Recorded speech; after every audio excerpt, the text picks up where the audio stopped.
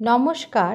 ঠাকুর মা স্বামীজি আর আমার গুরু মহারাজের চরণে প্রণাম নিবেদন করে শুরু করছি আজকের পাঠ।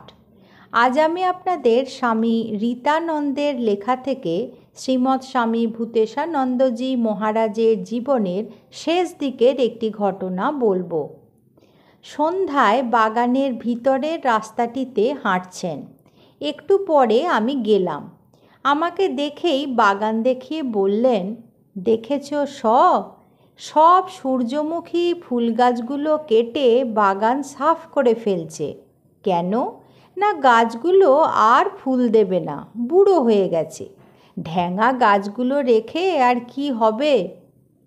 আমরা চুপ করে আছি, সঙ্গে হাঁটছি। মহারাজ বলে চললেন, সেবার আমেরিকায় গিয়েছি। একদিন দেখি কি আমাদের গাড়ির সামনে রাস্তায় পাল পাল গরু মোষ চলেছে। আমি জিজ্ঞাসা করলাম, ওগুলো কোথায় যাচ্ছে? ওরা বলল, ওগুলো বুড়ো হয়ে গেছে, ওগুলো আর দুধ দেবে না, ওগুলোকে তাই কসাইখানায় নিয়ে যাওয়া হচ্ছে। আমরা সকলে চুপ করে আছি। একটু পর মহারাজই নীরবতা ভঙ্গ করে বলে চললেন, তাই তো, গরুগুলো বুড়ো হয়ে গেছে, আর দুধ দেবে না। গাছগুলোও বুড়ো হয়ে গেছে, আর ফুল দেবে না।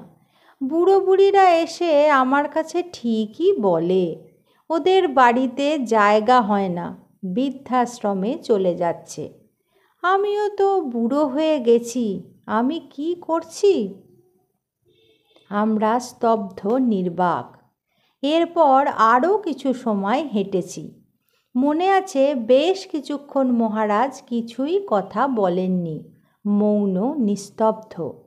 বুঝলাম, গাছগুলোকে উপলক্ষ করে মহারাজের মন কত গভীর চিন্তায় নিবিষ্ট। প্রত্যেকের যা দেবার তা ফুরালে সে জগতে অবাঞ্ছিত, বেঁচে থাকার বা জগতের এক কোণে পড়ে থাকার অধিকারটুকুও তার নেই। সমগ্র জীবনে তার অবদান বা অতীতকে স্মরণ করে তারও জগতে বেঁচে থাকার অধিকার থাকা উচিত। তার যা দেবার সেটি ফুরলেই তাকে জগৎ থেকে নিশ্চিহ্ন করে দিতে হবে।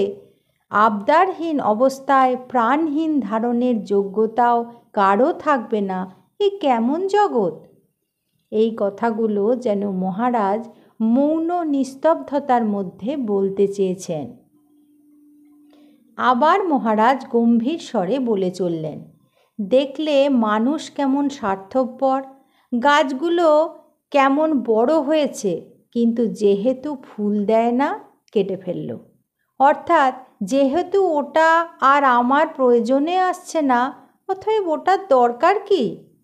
সর্বদাই মানুষ নিজের প্রয়োজনের কথাই ভাবে, একবার ভাবে না যে আমার প্রয়োজন ছাড়াও সেটা নিজস্ব একটা জীবন আছে, একটা পারপাস আছে। মাঝে মাঝে মানুষ বলে, ভগবান এই পোকামাকড় কীটপতঙ্গ এগুলোকে কেন সৃষ্টি করেছেন? অর্থাৎ যেহেতু এগুলো তার কোনো উপকারে লাগছে না, অতএব ওগুলোর দরকার নেই। নিজেকে ছাড়া নিজের প্রয়োজনকে সম্পর্কিত না করে মানুষ যেন ভাবতেই পারে না। এই হচ্ছে ইগোসেন্ট্রিক মনোভাব। একবারও ভাবে না যে আমার প্রয়োজনে না লাগলেও এদের একটা নিজস্ব জীবন আছে। কি পারপাস আমরা বুঝি না, কিন্তু ওগুলোর দরকার নেই এরকম বলা ইগোর প্রকাশ। জীবন সায়ন্যে অর্থাৎ শুধু পরিণত বয়সে নয়, মহারাজের জীবন দর্শনের ভিত্তি হয়তো গঠিত হয়েছিল খুব অল্প বয়সেই।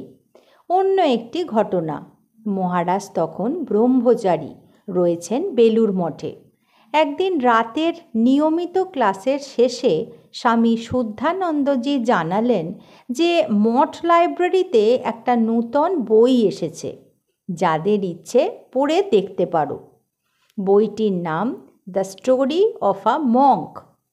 সেটি একজন সাধুর জীবনালেখ্য। গল্পটি এরকম, বহু বৎসরব্যাপী সাধুটি লোকালয় থেকে বহু দূরে এক নির্জন স্থানে নীরবে নিভৃতে সাধন করেন এবং আধ্যাত্মিক জীবনে এক অতি উচ্চাবস্থা লাভ করেন। সেখানে অন্য একজন সাধুও ছিলেন। সেই সাধু একসময় তাকে পরামর্শ দেন যে তিনি যে উচ্চাবস্থা লাভ করেছেন এখন তার লোকালয়ে ফিরে গিয়ে মানুষের কল্যাণের জন্য কাজ করা উচিত, তাতে বহু লোকের উপকার হবে। প্রথম দিকে রাজি না হলেও পরে উক্ত সাধু সেই তপস্যা স্থল ছেড়ে লোকালয়ে ফিরে এসে বস্তির সাধারণ মানুষদের মধ্যে কাজ করতে শুরু করেন। কয়েক বছর পর দৈব দুর্বিপাকে সাধুটির পতন হয়। তিনি সন্ন্যাস জীবন ত্যাগ করে গার্হস্থ্য জীবনে ফিরে যান। এভাবেই গল্পটি শেষ হয়। মহারাজ যথাসময়ে বইটি পড়েছিলেন। অন্য একদিন উক্ত রাতের ক্লাসেই সে বইটির প্রসঙ্গ ওঠে। শুদ্ধানন্দজি উপস্থিত সাধু ব্রহ্মচারীদের মধ্যে যারা বইটি পড়েছে তাদের বইটি সম্পর্কে কিছু মতামত ব্যক্ত করতে আহ্বান জানান। অনেকেই কিছু কিছু মতামত প্রকাশ করেন। শেষে মহারাজ উঠে বলেন, বইটি এভাবে শেষ করা আমার মনোপ্রুত হয়নি। সাধুটি পতনের পর অনুশোচনায় দগ্ধ হয়েও আবার উন্নত জীবনের জন্য প্রাণপণ চেষ্টা করছে। জীবন বাজি রেখেও আবার উঠে দাঁড়ানোর চেষ্টা করছে। এই মনোভাব দেখিয়ে বইটি শেষ করলে ভালো হতো। পরবর্তীকালে মহারাজ বলেছিলেন, আমার এইটুকু কথা শুনে শুদ্ধানন্দজি ও অন্যান্যরা খুব খুশি হয়েছিলেন। আজ এই পর্যন্তই। ঠাকুর, মা স্বামীজি আর আমার গুরু মহারাজের চরণে আপনাদের সর্বাঙ্গীন মঙ্গল কামনা করি। আপনারা সকলে ভালো থাকুন, সুস্থ থাকুন। নমস্কার।